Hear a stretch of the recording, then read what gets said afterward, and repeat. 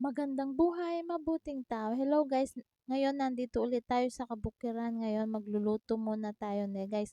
Nakialam lang pala ako dyan guys. Habang kumukuha ng sili yung tunay na nagluluto guys. Ayan o. Ginisa-gisa yung sibuyas, bawang, tsaka laya. Ayun nilagay na yung sili. Siling pang paksiw tsaka pang red guys. Ayan o. Masarap pala ang ganyang luto guys. Ngayon ko lang natikman. Ayan pala si Tito J. Shoutout kay Tito J Manliklik. Siya ang tunay na nagluluto dyan guys. Ngayon, nilalagay natin ngayon ng patis, pangpalasa guys.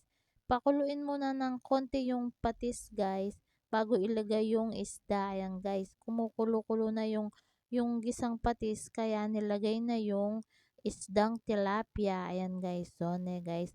Hayaan na natin muna guys lumabas sa sarili niyang mantika guys. Ayan guys, lumabas na sa sarili niyang mantika kaya guys, i-anoy muna natin guys. Baliktaran muna natin ang isdang tilapia guys. So guys, mukhang masarap yan guys guys.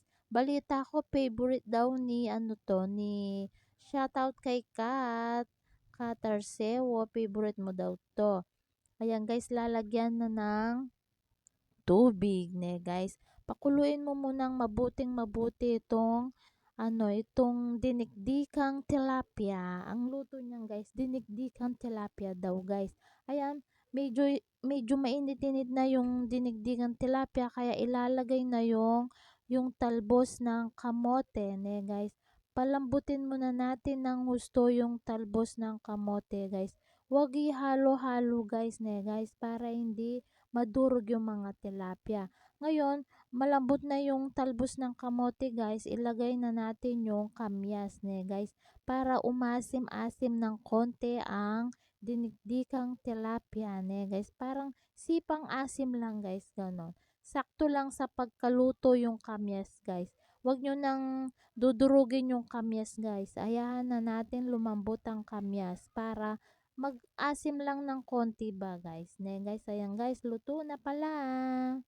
Ngayon, nandito naman ako sa mga aratilis guys. Isang taon lang ako bago kumain nito guys, yung aratilis.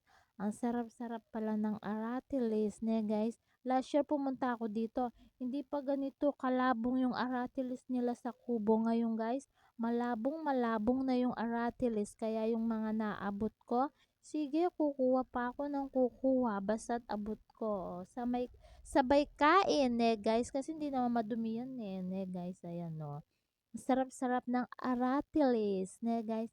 Ang tamis-tamis. Kahit maniba lang siya guys, matamis pa rin yung aratilis. So guys, bawing-bawi ako sa bukid. Kapag pumupunta ako sa bukid, yan ang mga hinahanap ko. Aratilis guys. Ayan guys. So, sinabay-sabay ko yung subo guys. Yung palang balat niyan guys, hindi ko nilunok. Tinapong ko guys.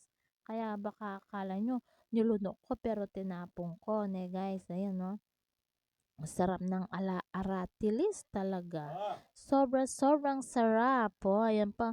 Kumukuha pa. Oh, yung dami guys. Ang dami kong nakuha Sobrang sarap talaga ng aratilis sa kabukirin. Ayan, ang dami-dami. Oh, 'di ba? Oh.